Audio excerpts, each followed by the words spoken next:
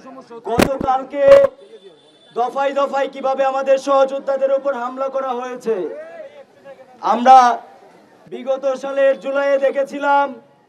Police এবং সন্ত্রাসী লীগের সমন্বয়ে কিভাবে আমাদের উপর হামলা করা হয়েছিল, আমরা গতকাল তারই পুনরাবৃত্তি দেখেছি। আমরা পরিষ্কারভাবে বলতে চাই, যারা হাসিনার পোষা পুলিশ ছিল, যারা হাসিনার এজেন্ডা বাস্তবায়নের জন্য কাজ করেছিল এবং এখনো পর্যন্ত যারা হাসিনার এজেন্ডা বাস্তবায়নের জন্য কাজ করে যাচ্ছে, তাদের পুলিশে থাকার তাদের লেজিটিমেসি নাই, তাদের পুলিশে থাকার কোনো প্রয়োজন নাই। প্রয়োজন আছে তাদের বিচার হওয়ার। আমরা দেখেছি জুলাই অভ্যুত্থানের সময় অনেক পুলিশ যারা শিক্ষার্থীদের উপর, যারা বাংলাদেশের ছাত্র জনতার উপর সরাসরি হামলার সাথে জড়িত ছিল। আমরা পরিষ্কারভাবে বলতে চাই, যদি আজকে আবারও হামলা করার দুঃসাহস দেখায় পুলিশ সদস্যরা, তাহলে আমরা সেটার প্রতিরোধ গড়ে তুলব জুলাইয়ের মতো। আমরা দেখেছিলাম জুলাইয়ে কিভাবে লাখো লাখো মানুষ এই বাংলাদেশের রাজপথে নেমে এসেছিল।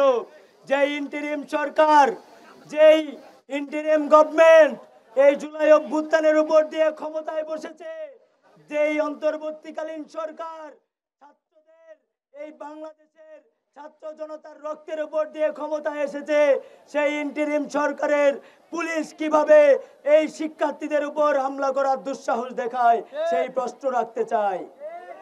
আমরা মনে করি ইন্টারিম সরকারও গতকালের এই হামলার দায় এড়াতে পারে না।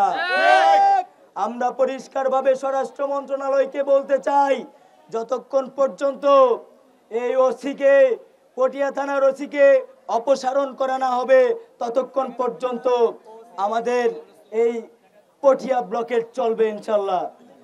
আরো একটা কথা বলতে চাই, আমরা দেখেছি বাংলাদেশের বিভিন্ন জায়গায় বিভিন্ন সময় আমাদের সহযোদ্ধাদের উপর হামলা করা হয়েছে।